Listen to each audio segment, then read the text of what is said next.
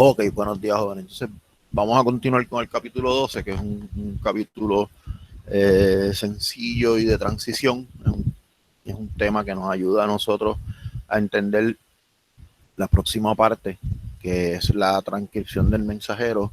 Antes de entender cómo se transcribe un mensajero, es de suma importancia que nosotros entendamos cómo es que se acomodan los cromosomas, cómo se acomoda la cromatina, ¿verdad? Dentro de lo que nosotros llamamos DNA. Eh, al revés, cómo el DNA se acomoda en lo que nosotros llamamos cromatina, que es esa mezcla compleja de ácidos nucleicos, DNA o RNA y las proteínas accesorias, porque tenemos que recordar, jóvenes, que algunos virus utilizan RNA como material hereditario y aunque no son seres vivientes, son solamente entes biológicos, hay interacciones, ácidos nucleicos, proteínas. Así que entonces los genomas más sencillos son los bacteriales y los virales, son cadenas sencillas de ácidos nucleicos, tienen muy pocas proteínas. El DNA bacterial tiene unas proteínas que son nucleosome-like. Obviamente, un cromosoma circular, un cromosoma lineal de un virus, pues es sumamente mucho más pequeño que un eucariota.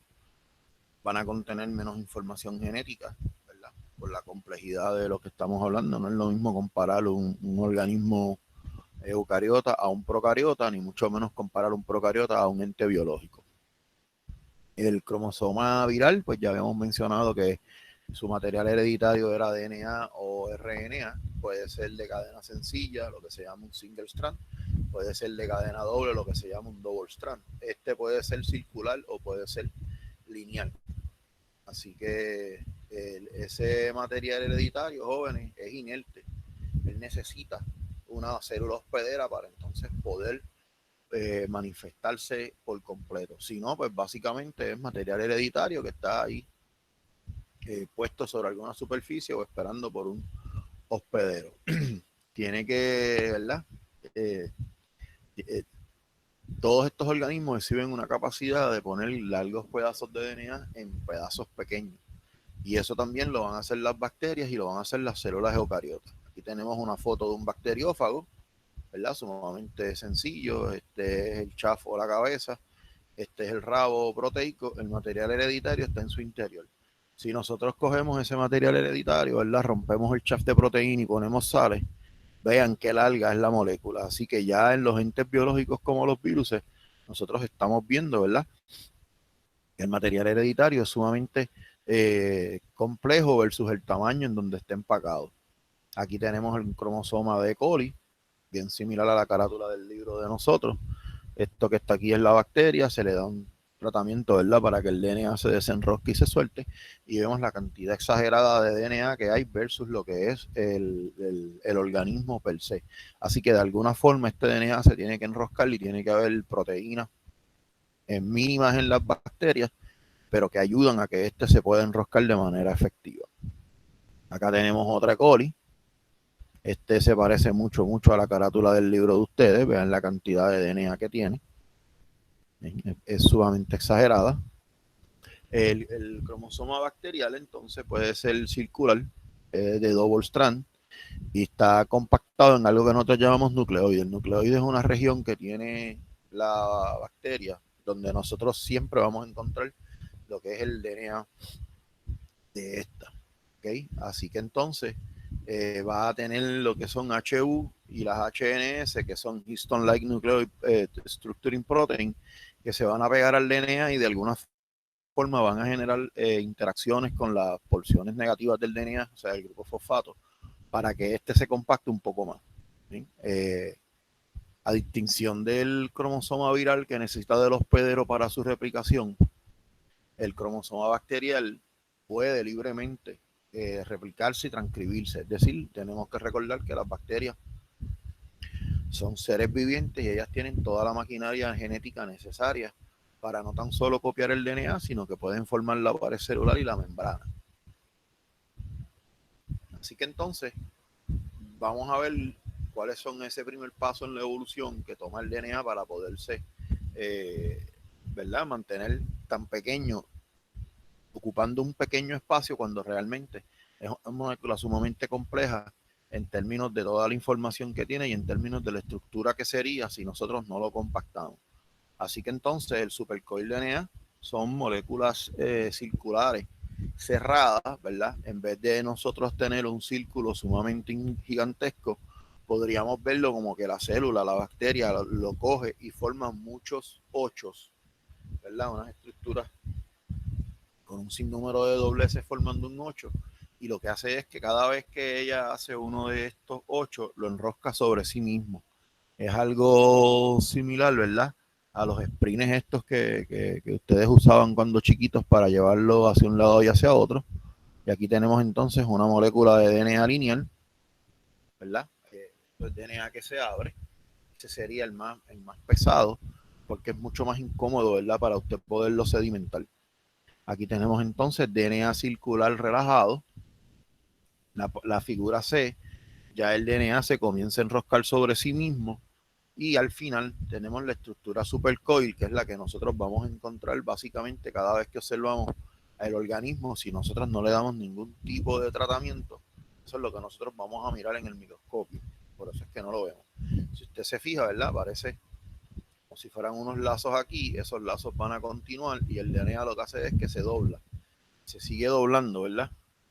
Y al final lo que usted tiene es una molécula un poco ancha, enroscada sobre sí mismo en unos supercoils sumamente pequeños. Esto es bien útil para las células jóvenes, porque ahora la cantidad de espacio que está ocupando el DNA versus la cantidad de espacio que hay dentro de la célula, pues básicamente es un espacio bastante reducido, y eso entonces le da espacio a las células para tener otras cosas. Obviamente en un virus no es la historia así, porque usted sabe que no hay nada más que el ácido nucleico.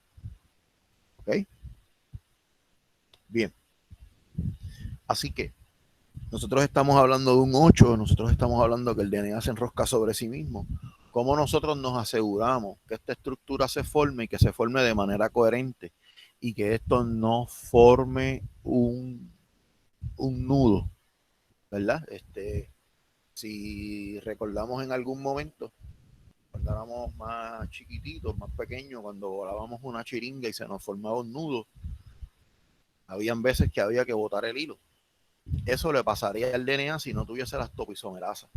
Que las topoisomerasas lo que van a hacer es que cortan una de las hélices o ambas hélices del DNA para que la hélice se pueda enroscar y que los extremos se vuelvan a sellar de una forma que si usted quiere acceder el DNA no tenga que ir a desenroscar el nudo. Lo único que usted hace es abrirlo. ¿Por qué? Porque se le elimina toda la tensión que pueda tener esto en el doblez. ¿Okay? Imagínese que usted trata de doblar algo y usted sabe que ofrece resistencia y que cuando usted lo dobla extremadamente fuerte se puede partir. Pues la topoisomerasa lo que va a coger es que toda esa tensión que se forma cuando usted dobla el objeto, la topoisomerasa lo va a ablandar. Cuando da los cortes, el DNA pierde torsión, y al perder torsión hace menos fuerza y coopera más a la hora de enroscarse. Así que entonces, jóvenes, tanto en procariotas como en eucariotas, la replicación y la transición van a crear estos supercoil al frente de la doble hélice. Y ya ustedes habían visto en el capítulo anterior que la topoisomerasa era parte importante porque ella iba al frente del tenedor de replicación, cortando los espacios en donde hiciera tensión. Pues solamente piense que usted lo quiere volver a enroscar. Es una molécula, ¿verdad?, que tiene una estructura química que no va a poderle usted doblar tan fácil. Así que la topoisomerasa, donde él no quiere doblar con facilidad, lo que va es corta, se bota la tensión superficial y volvemos otra vez a cerrar. Así que entonces, jóvenes,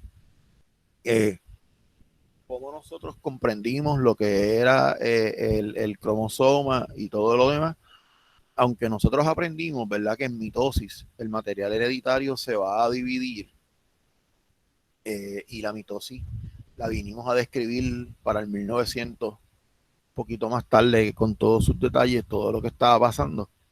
Ya para el 1880 y 1881 en específico, y 1882 se cerró el chat. Lo voy a abrir.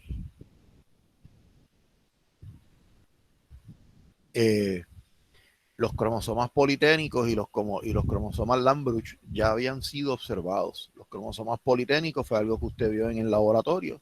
Se pueden ver a simple vista. Es un proceso de endomitosis, ¿verdad?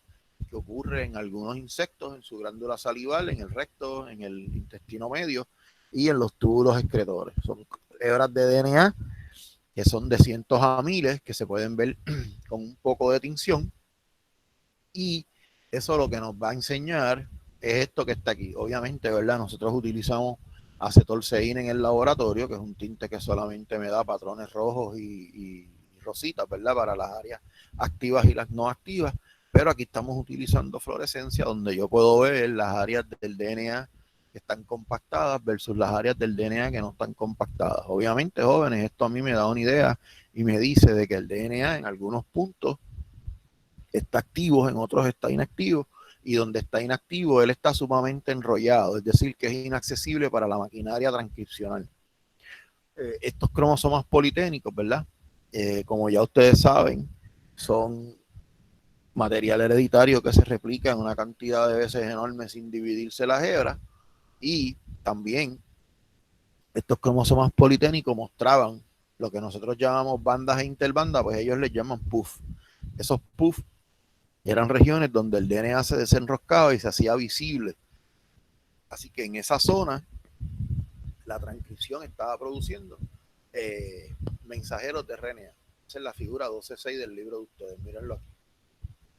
¿Okay? Esto es un cromosoma politénico.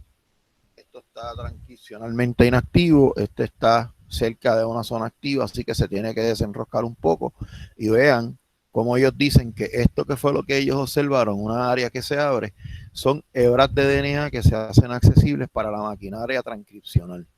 Jóvenes, aunque aquí lo vemos nosotros, nada más que en 2 dimensiones, tiene que recordar, ¿verdad?, que la célula va a estar en 3 dimensiones y que estos puffs se pueden acomodar, ¿verdad?, como si fuese un arreglo en 360 grados para que sea mucho más fácil para la polimerasa poder llegar a ser los mensajeros. Pero básicamente, no te mires, zona roja inactiva, inactiva, zona cerca de la actividad, y miren aquí entonces cómo se abre todo esto que está aquí, es material hereditario, DNA, y miren entonces cómo por acá vuelve otra vez a compactarse.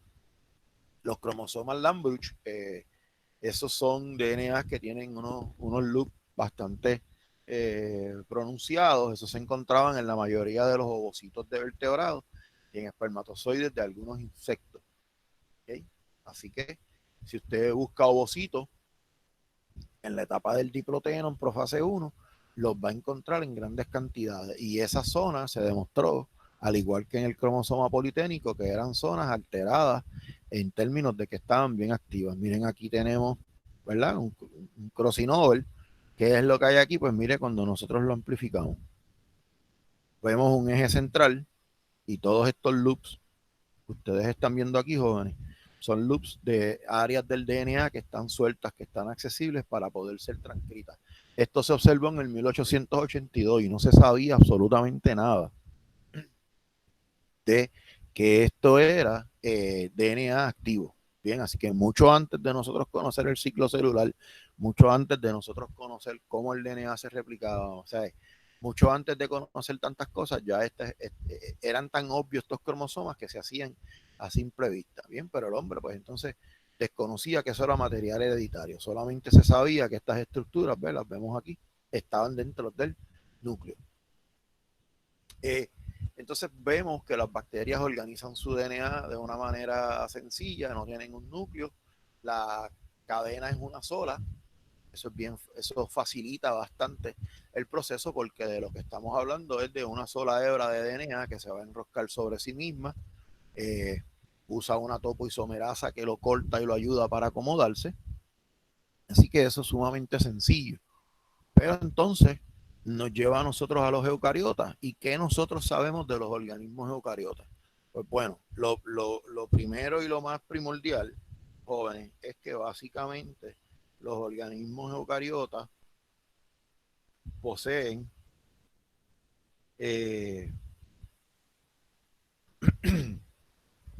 estos organismos poseen un núcleo.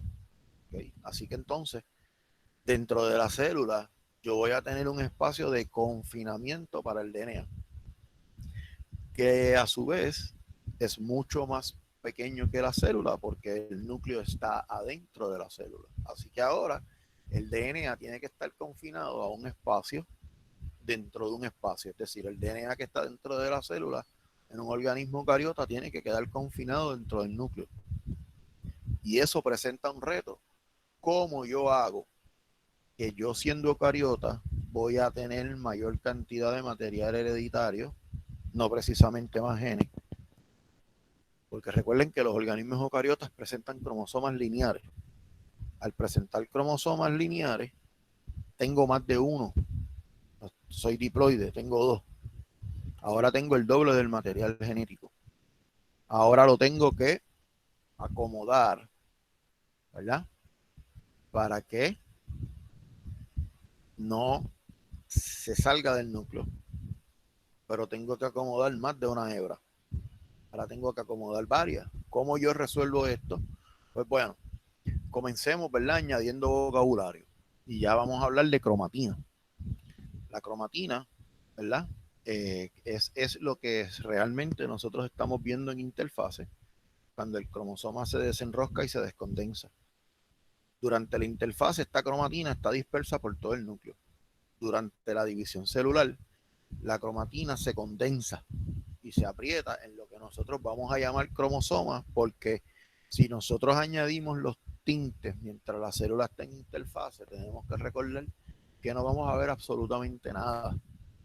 Sin embargo, cuando la célula entra en profase, metafase, anafase y telofase, si yo añado el tinte, yo puedo ver los cromosomas porque de ahí sale su nombre, que son cuerpos que se pintan, ¿verdad que sí?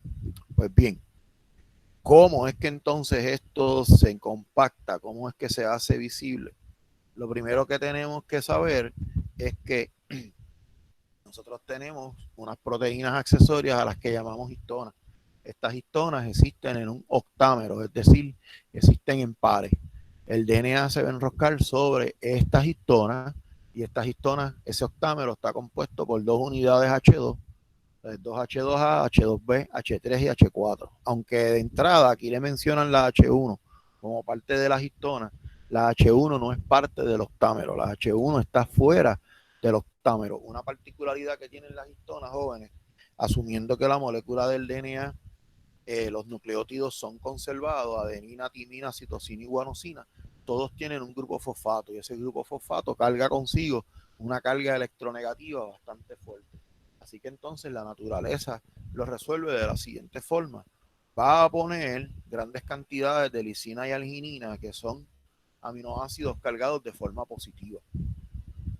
Así que entonces esa forma positiva de estas proteínas lo que hace es que se atrae por las cargas negativas que tiene el DNA y mejora la interacción.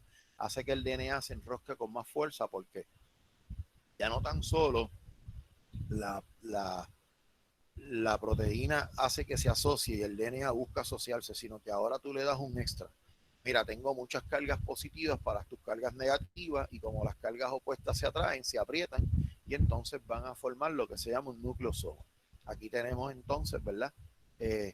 H1 rica en lisina, H2A, H2B más o menos ricas en lisina, H3 y H4 van a ser ricas en arginina.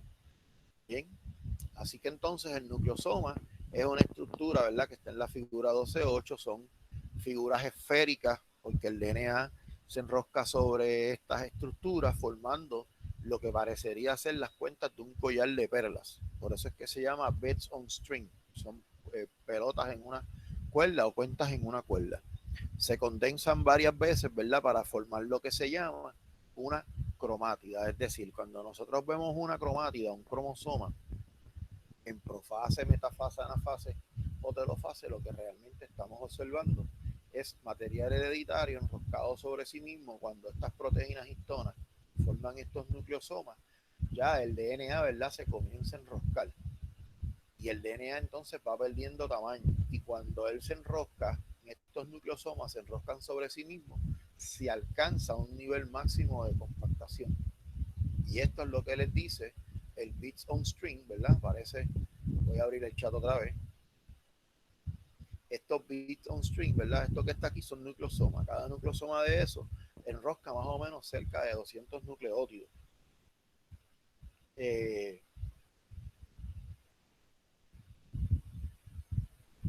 Así que entonces, eso hace que se compacte.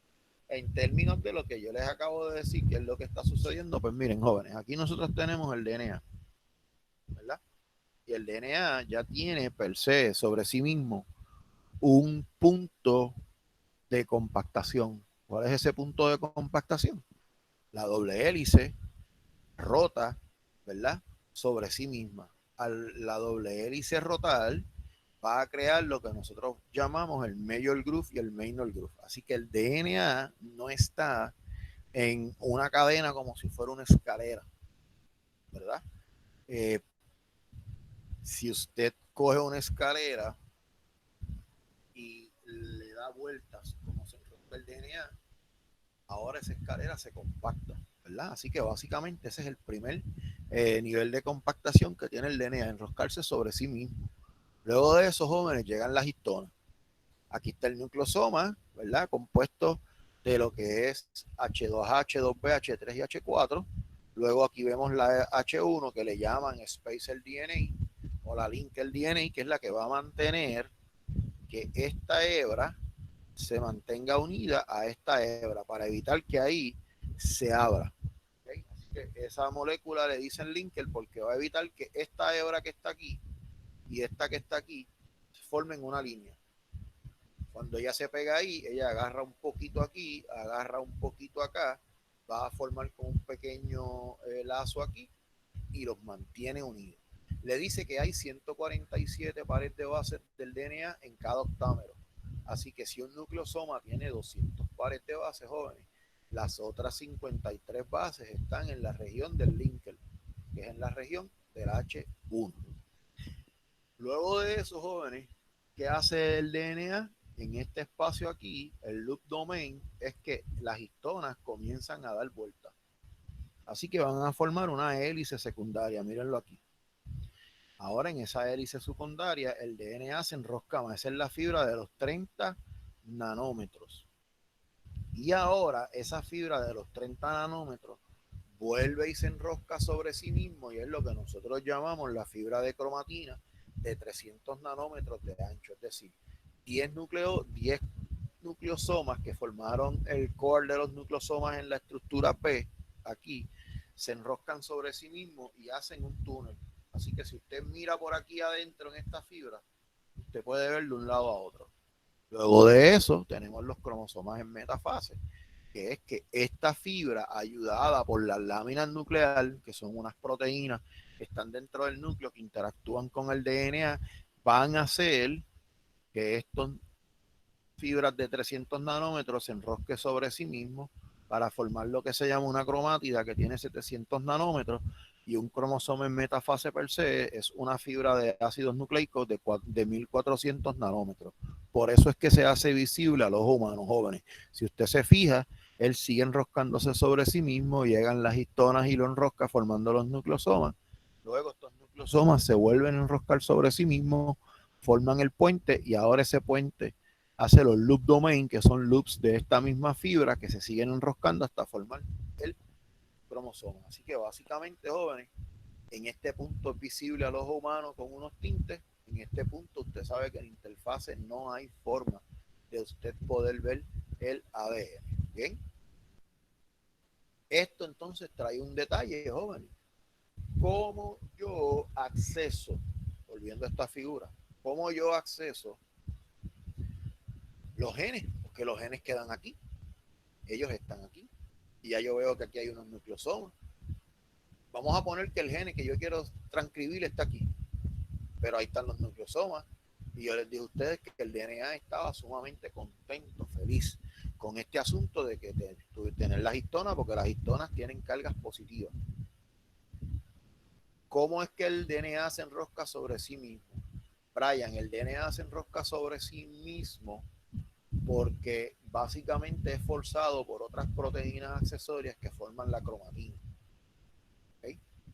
Como él recibe una señal de compactación, esos nucleosomas se encogen, ¿verdad? Una vez él se encoge el, sobre el nucleosoma para formar la fibra de los 30 nanómetros, ya es una tendencia del DNA a comenzar a hacer estos círculos. Así que la histona, la porción de la histona que no está interactuando con el DNA, interactúa con ellas mismas, en esta zona de aquí. Y lo que hace es que se mantienen. Por eso es que el linker evita que este coja para acá y que este coja para acá y que se repulsen. El linker hace que ellos se encojan en esta zona. Así que entonces, si la tendencia es a continuar compactándose. Ya te di, perdón, ya te dije que también hay unas proteínas, ¿verdad? Que están en la lámina nuclear que van a ayudar, ¿verdad? La lámina nuclear es una fibra, es una capa intensa que hay de proteínas que está dentro del núcleo, ¿okay? Que cada vez, en cada zona, una de ellas va a encontrarse con un cromosoma y lo va a compactar. De hecho, hay evidencia que apunta en Drosophila y en otras células que si tú tiñes con proteínas específicas para cada uno de los cromosomas, vas a encontrar que los cromosomas ubican un espacio dentro del núcleo en específico y que esas proteínas que están ahí se encargan de enroscar básicamente a ese cromosoma.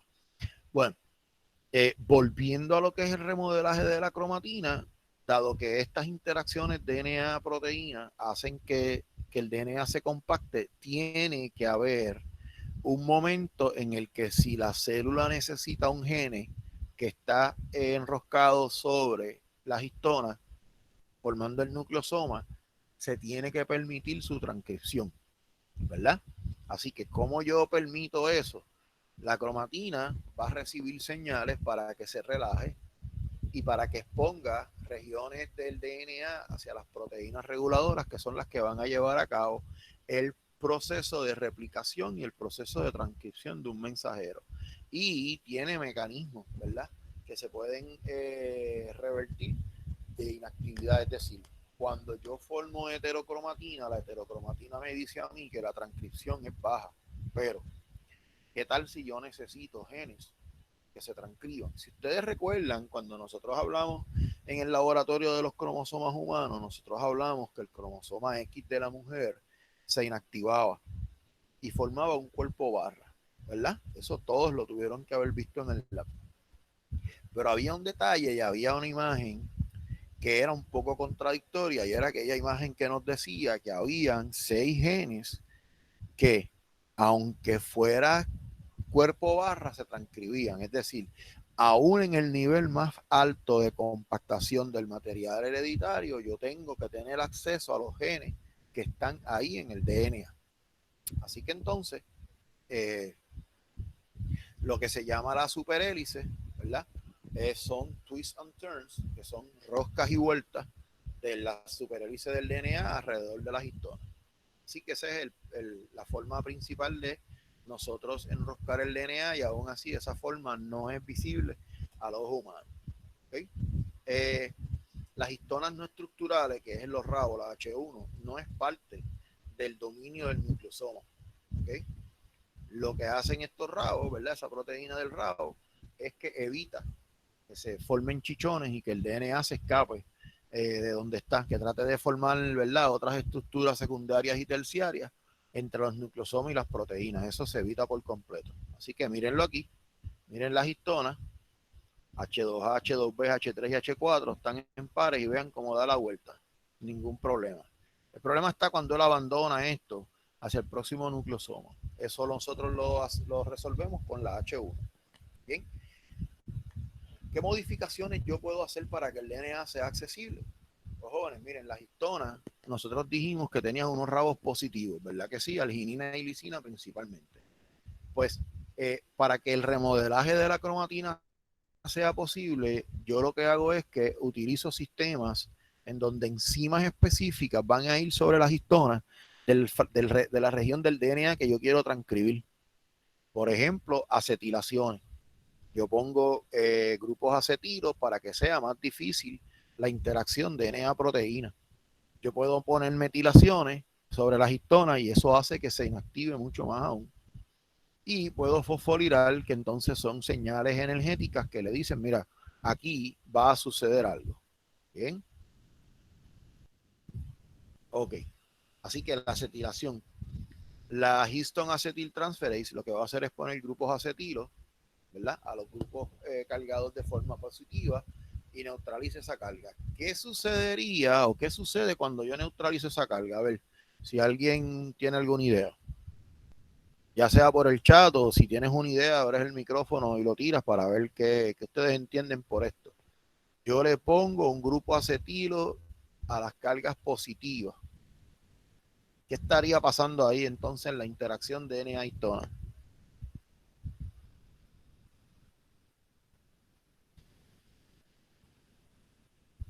No pasa nada. Nada, nada, nada, nada, nada. Nadie tiene una idea. Jóvenes, si yo le bloqueo la carga positiva a lisina y arginina, puede interactuar con... exacto, Jorge. Disminuye la interacción porque ahora los grupos fosfatos negativos, ¿con quién se van a pegar? Si los grupos positivos están bloqueados, no se van a pegar con nadie y eso hace que se suelte la interacción DNA-nucleosoma y ahora las proteínas accesorias pueden llegar a transcribir o a replicar. La enzyme metiltransferase se va a poner grupos metilo, arginina y alicina. Y la fosforilación, que son enzimas quinasas, le añade grupos fosfato a los grupos hidroxilos de los aminoácidos serina y histidina y eso va a denotar activación. Bien. El concepto de EU versus hetero. La eucromatina es cromatina activa y eso es lo que usted no puede ver en interfase. Es cromatina que usted no visualiza porque está desenroscada en un estado transcripcional bastante activo. La heterocromatina, por el contrario, son áreas condensadas sumamente inactivas y son las que se pintan en interfase. Ustedes recuerdan cuando nosotros vimos los cromosomas politénicos, había una región de bandas e interbandas. Las interbandas no se teñían, eucromatina. Las bandas se teñían, heterocromatina. Eso es lo que quiere decir, jóvenes. Otros ejemplos de heterocromatina, el cuerpo barra. Si recordamos, en los núcleos en interfase de las células de la boca de las muchachas del laboratorio, se observaron unos puntos densos, sumamente densos, pegados de la lámina nuclear, que yo se lo recalcaba constantemente, búsquenlo pegado de la membrana nuclear en el interior, está la lámina nuclear. Ahí también vimos heterocromatina. Y otro ejemplo de heterocromatina lo vimos la semana pasada cuando hablamos del telómero que se enrosca, ¿verdad?, sobre sí mismo, DNA inactivo que evita que el cromosoma se encoja en cada ciclo de replicación. Bien, la heterocromatina no tiene genes, está inactiva o los genes que están ahí están suprimidos. ¿Okay? Se va a replicar un poquito más tarde que la eucromatina en la fase S. Los encontramos en los telómeros y en los centrómeros envueltos en el movimiento. Recuerden que los centrómeros, al tener una constricción forzada por unas proteínas, ¿verdad?, del telómero, además de que están las proteínas del cinetocoro que participan en la distribución de los cromosomas durante mitosis y meiosis, pues es una zona que básicamente a nivel transcripcional es de muy poco valor. ¿Ok? Esas zonas son zonas de DNA no codificante y cuando veamos más adelante, pues vamos a encontrar que en los eucariotas es bien normal poseer eh, cientos de nucleótidos que están entre un gene y otro que no codifican para nada. Y eso nosotros le llamamos espacios intergénicos. Así que no se preocupen. ¿Qué sucede con los cromosomas durante la mitosis? Pues miren, utilizando la técnica de banding, el cromosome banding, que es cuando yo utilizo tintes para yo teñir, voy a encontrar que hay una tinción diferencial. Diferencial, ¿por qué? Porque no siempre las zonas que están activas son claras, las zonas inactivas van a ser oscuras, pero hay un detalle, joven. Según las necesidades de la célula, las bandas y las interbandas pueden cambiar. ¿Por qué? Si en un momento dado yo no necesito, ¿verdad? Vamos a poner que yo tengo los genes A, B y C, ¿verdad? Y yo no necesito el A ni el C. Así que el A y el C van a ser heterocromatina, pero necesito el B. El B está accesible, el B no va a pintar. ¿Por qué? Porque está activo. Ahora resulta que cuando yo tengo el producto del gene B, ese producto del gene B necesita el gene A y el gene C. Así que el B se torna en heterocromatina, se compacta y ahora se suelta la cromatina. ¿Dónde? En A y en C. ¿Para qué? Para que salgan esos productos. Así que entonces tenemos estos distintos patrones de bandeo. El C-banding son cromosomas mitóticos que tienen un patrón característico. Solamente los centrómeros van a adquirir tinte. El patrón de banda G, este es un patrón que es el que acabo de mencionar a lo largo de cada cromosoma, ¿verdad? Y yo puedo hacer una digestión enzimática. ¿Por qué? Porque esa digestión enzimática, jóvenes, se da porque son espacios que están abiertos, sueltos del nucleosoma, perdón, y no van a estar protegidos de las nucleasas. Aquí tenemos un set de cromosomas en mitosis, ¿verdad? Aquí vemos un cariotipo alineadito. La nomenclatura para un cromosoma humano es en el patrón G. Cuando ustedes hicieron el cariotipo, lo que ustedes hicieron en el laboratorio es lo que se llama G-banding. Ustedes buscaron los cromosomas, los alinearon, y yo lo que les di a ustedes fue algo así. Bueno, realmente fue así, ¿verdad? Y usted lo amplificó, jugó con él y encontró. Me los alineó así, de forma chuchín. Bien, así que básicamente eso fue lo que ustedes vieron, un patrón de bandas G.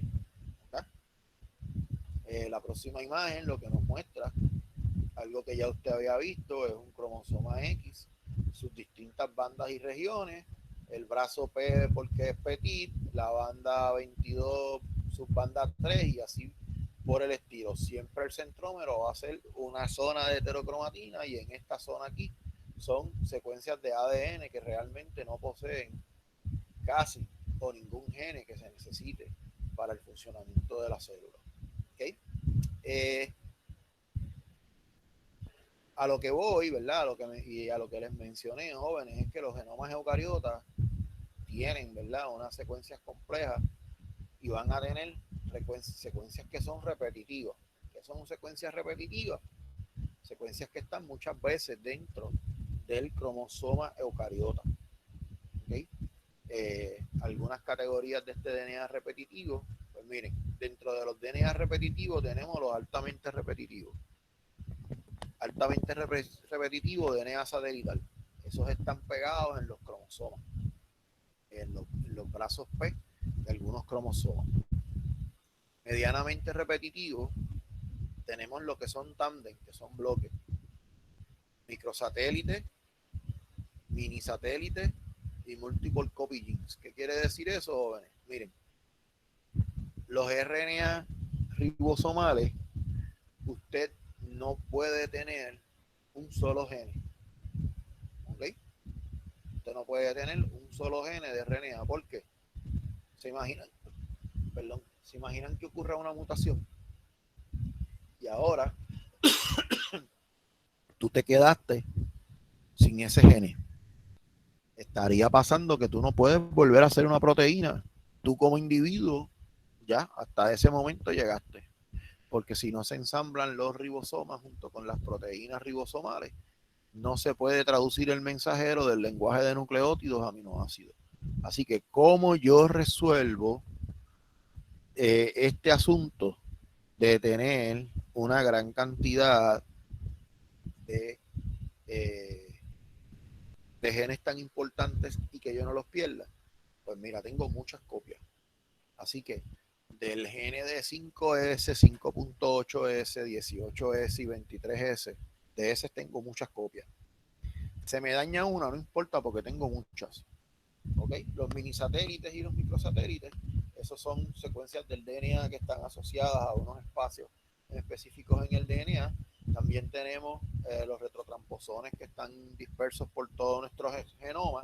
De estos, nosotros en el laboratorio vamos a tener un ejercicio que es la inserción ALU, que esta inserción, jóvenes, evolutivamente es bien importante porque nosotros podemos hacer lo que se llama un trace back, trazarla hacia atrás, y la inserción ALU ya aparece en los monos. Así que esta inserción aparece temprano en la evolución de los primates y nos acompaña cuando damos el próximo salto. Bien, vamos a describir lo que son cada una de estas. El DNA satelital, DNA altamente repetitivo, consiste de pequeños pedacitos del DNA, hace porciones variables del DNA total del cuerpo, o de la célula, perdón. Básicamente lo que se llama el main band versus DNA satelital. No se encuentra en procariotas, así que es algo exclusivo de los eucariotas. Okay, aquí tenemos los microsatélites y los de la fase S, el centrómero y los cinetocoros, ya usted los conoce, son sumamente importantes para la división de los cromosomas durante el proceso de mitosis y de meiosis.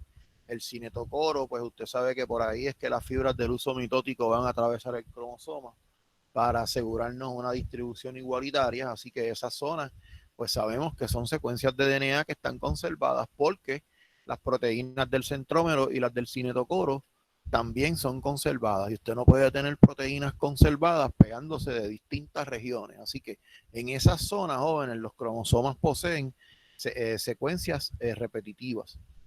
Las moderadamente repetitivas están los variable number tandem repeats, los microsatélites y los minisatélites, que estos son, ¿verdad?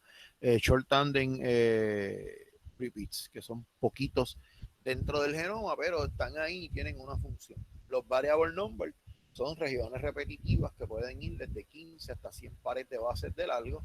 Estos se encuentran en muchos genes, ¿verdad? Espacio intergénico, que es el espacio que va de un gene hacia el otro. Los famosos microarreglos pueden ser arreglos en tándem, que son en bloque también, están dispersos por todo el genoma y son de 2, de 3, de 4 y hasta de 5 nucleótidos. Quiere decir que esa secuencia se repite en muchos sitios. Ya ustedes han visto y han conocido de estos dinucleótidos porque, si nosotros recordamos, una de las características que se utilizaba para yo apagar el DNA eran los GC Rich Region. Así que yo encontraba muchas regiones, muchas veces repetidos el GC. Por eso se llama GC Rich Region, regiones ricas en guanosina y citosina, para yo poder activar genes. Los line y los lines son elementos transposables. Los elementos transposables, jóvenes, son fragmentos de DNA que se mueven de un lado a otro de los cromosomas, y un tercio, jóvenes, de nuestro genoma humano tiene esos arreglos en bloques repetidos por todo el genoma. ¿Okay? Estos retrotramposomas son elementos transposables que se generan desde un RNA, y cuando se copian a DNA lo que hacen es buscar un espacio donde acomodarse. Y ya por último, jóvenes, lo que les quiero mencionar es que la mayoría del genoma eucariota no codifica genes funcionales.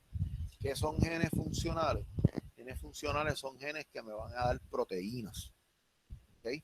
Genes que me van a cumplir a mí con la función de darme una proteína, genes que me van a dar los RNA ribosomales, RNA de transferencia, etcétera, etcétera. Así que básicamente, jóvenes, de todos los millones o billones que tenemos los humanos de pares de base, de un 2 a un 10% van a codificar proteínas. ¿Okay? Hay unas zonas que son single copy, que son pseudogenes. ¿Okay? Así que entonces, esto lo que muestra son los vestigios de que el DNA ha evolucionado, ha ido a una gran cantidad de alteraciones, posiblemente inserciones y deleciones, que hace que esa zona que parecen genes no transcriba absolutamente nada. Pueden tener, y eso lo vamos a ver más adelante, pudieron haber perdido sus regiones reguladoras, pudieron haber perdido su codón de iniciación, pudieron haber perdido su stop codon, o peor aún, pueden tener un stop codon en una región donde no va, y ahora eso genera que básicamente la maquinaria genética de transcripción de genes ignore por completo esa zona. Por eso le dice, son pseudogenes. Tienen la característica y parecen, pero no se pueden transcribir. Y ahora la pregunta que yo me haría sería, ¿cómo es posible que con del 2 al 10% constituya genes que produce proteína, nosotros tengamos tantas proteínas?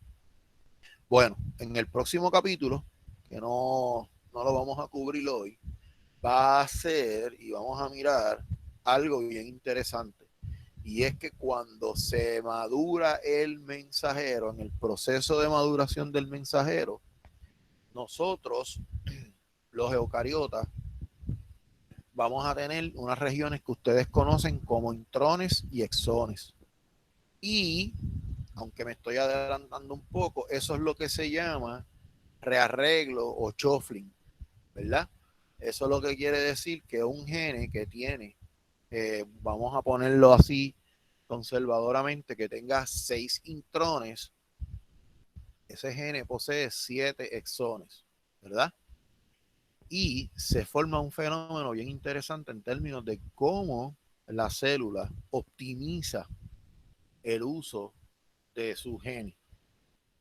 Usted puede ensamblar distintos exones para tener distintas proteínas, y esa es la razón por la cual con solo de un 2 a un 10% de DNA que codifique para proteína, yo puedo tener tanta diversidad de proteína y tanta diversidad de productos genéticos.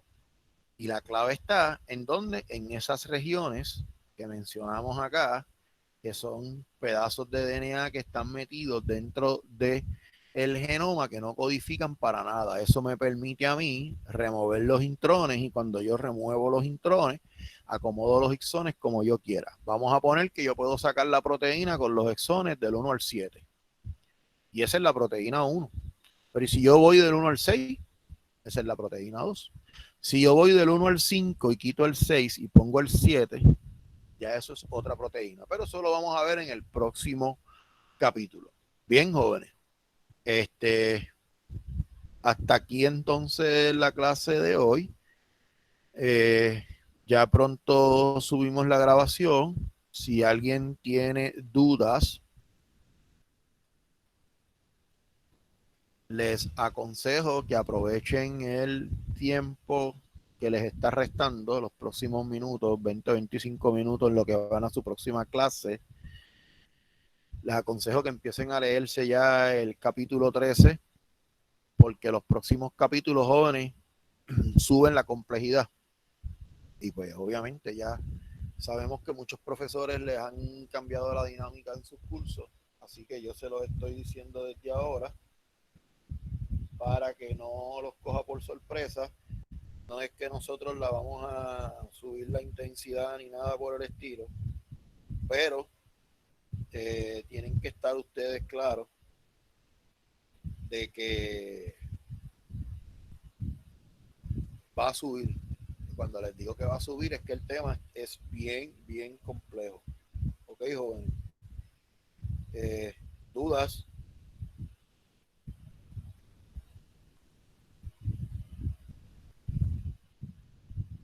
¿Nadie tiene duda?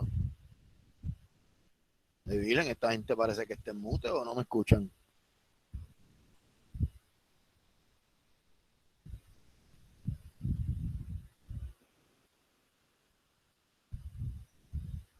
Bueno, pues si nadie tiene duda, ajá, Winneri. Vamos a ver qué quiere Win.